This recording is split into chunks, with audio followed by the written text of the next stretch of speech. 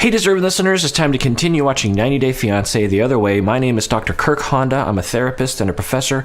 As I always say, don't use YouTube as a replacement for therapy. If you need a therapist, get one. You really deserve it. Everyone deserves therapy. We all need therapy from time to time. Let's watch. And now I don't trust you at all. I have had some time now to think about these things and calm down a little because I was very upset. I just don't know. You've been lying so much to me and telling me these things that weren't truth. None of this would have happened if you were honest with me at the very beginning of everything. I don't know if I agree with that, but I definitely think that she's right right-headed to say you've been lying a lot. And he did.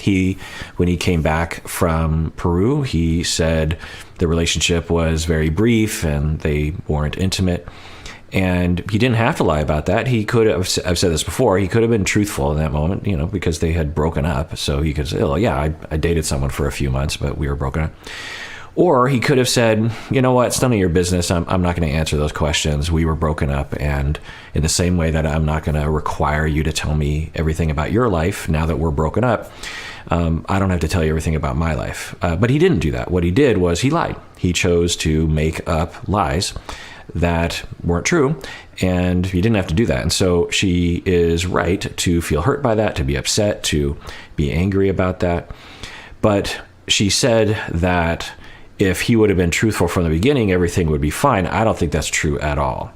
That if he had, coming back from Peru, she says, I saw some pictures on Instagram, or what were you doing in Peru? And he says, well, I dated a woman for 3 or 4 months. We were very close, and we were intimate with each other, and, but it's over now, and blah, blah, blah. I don't think that Evelin would have been like, oh, okay, fine, well, we were broken up, so, that's fine. I don't think Evelin would have been that way. When it comes to trust, I need him to try more with actions instead of words. I'm just here hoping, wishing, and praying that you'll forgive me and we can move past this, and that I'm willing to do whatever it takes, for us to make it through this. So a question is, why would Evelin see things in a seemingly distorted way? We don't know if it's distorted because we're not them, we're not there. But based on what they've told us on the show, it seems possible that Evelin is distorted regarding her perception of what he did that was wrong. She seems to, and has said, to believe that he cheated on her, which under most definitions he did not. Again, you can make the argument that because they were still legally married, that he shouldn't have been with anyone else. Okay, they haven't really said that though, but she had broken up with him, and it was very clear. She has modified that over time. She said various different things about, was it just she wanted some space? She said that, I didn't break up with him, I just want space. But there's been other statements from her that has been clear from her that she broke up with him. He's been very clear from the beginning that she broke up with him. Anyway, so why would she be very set on this idea that he has done something horribly wrong by cheating on her, when under most definitions he did not, maybe even to her own definition? And correct me if I'm wrong, but when she was with someone else, with her ex, did she believe that she was on a break in the relationship? Anyway, so why would she be that way? Well, there's a few options available to explore in therapy if she were to go. One is that she has relational traumas in the past where she was legitimately wronged by someone, betrayed, and anything that looks like a betrayal becomes exaggerated and maybe distorted into a betrayal. It's sort of like if, someone, let's say you're walking down the street, and on 5 different occasions, when someone is walking down the street with a baseball bat, they attack you with the baseball bat. And then the 6th time you're walking down the street and you see a random person walking down the street with a baseball bat, you're going to assume that the person is going to beat you, right? And then you might run away from that person and say, I was attacked on the street by someone with a baseball bat. And yet, in my hypothetical, that 6th person was just harmlessly walking down the street going to a baseball practice. But to the person, they would believe they were attacked because it seemed so clear that that was what was going to happen. We can do this in our relationships. We'll have repetitive things, particularly when we're young, happen to us. And then when we see the slightest sign of it as an adult, we assume that that's happening again, and we will react because it feels like it's happening again, when in reality, it's not actually happening again, or it's not necessarily happening, or it's not happening to that degree.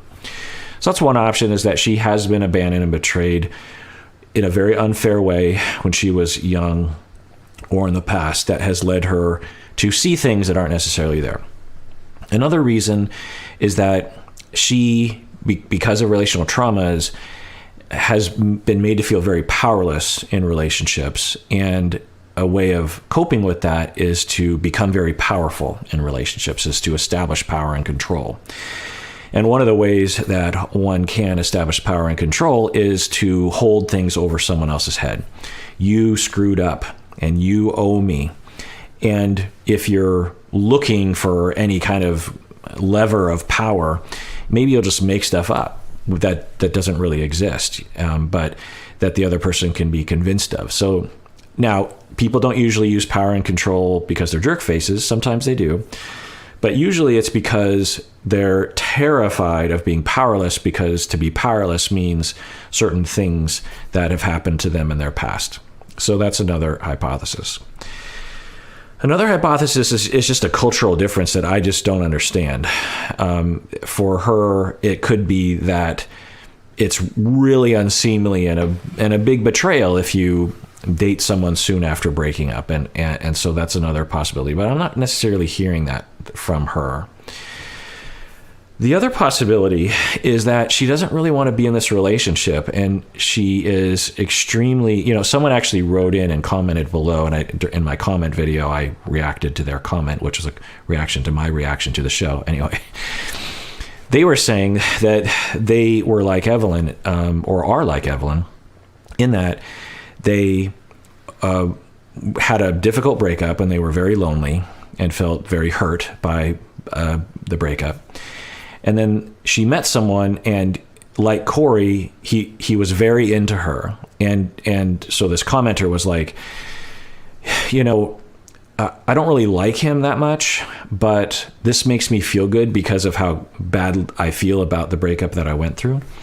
And so, I'll go along with this relationship, even though I don't really want to be with him, but he makes me feel better. He makes me feel loved. He makes me feel wanted. He makes me feel worthy. And I kind of need that. It's kind of the definition of a rebound relationship to some extent, or one of the versions.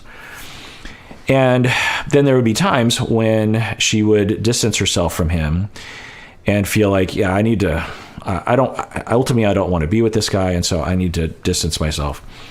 And then there would be moments where she would feel lonely and she would feel isolated. And she didn't know where else to turn, so she would lead him on and drag him back into her life, and then that would get this, Corey type character back into her life. And you do this cycle over and over and over again, and then 8 years later, you're married with kids with the person.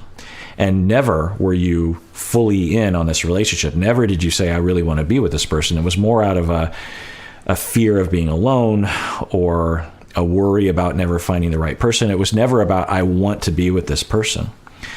And that's driven by insecurity and relationship traumas from the past. And so if you were in that state, you could imagine being very ambivalent about your relationships. Like, well, I kind of need him, but I don't want to be with him. I don't even really like him that much. We're not compatible. And the fact that he's so into me all the time, it kind of turns me off on a certain level because I don't treat him that well. You could imagine Evelin maybe being in this situation. But because you haven't really figured out what you're going to do with your life, and you don't have the, space to explore and say, like, is this really the best idea for me? Is this really how I want to live my life? You could imagine yourself being in this kind of conflict of like, I want to leave him, but I kind of need him, and he really loves me and he's really into me. But, you could just imagine this fight going on inside of you. And when I distance myself from him, I miss him, but I don't really want to be with him. Is that missing meaning I want to be with him? Or is that missing meaning that you're just missing someone that you like? It's normal to miss someone. Anyway, so you can imagine Evelin being ambivalent about that. And when something like this comes along where it gives her an excuse to push away, she'll, a part of her will latch onto it and say like, okay, finally, I have like a definitive excuse to get out of this relationship because I've always wanted to get out. And maybe if I convince myself that this terrible thing happened, then I can finally just sort of move on. Some of you might have been in a relationship like that. Comment below if you have, because it's a common thing, that what I'm describing. And if you're ever a friend of someone like this, it can really be frustrating because it's like you don't want to be with him and you're still like, break up with him, let him go, let him meet someone else and find your person, or at the very least, just stop stringing him along this whole time. But you could imagine also that when they do distance or they do break up, they miss him and they're like, but he makes me feel so good. We could imagine that. So that'd be another hypothesis that I might explore. I think maybe I can forgive you at some point, but it's not gonna be that easy. I feel like we need someone in the middle to help us with it. Might be worth it to at least go to therapy together and see what we can do. All right. Normally, I'd be celebrating this statement from them about going to therapy, but on the show, it's, as far as I can tell, it's always just one session.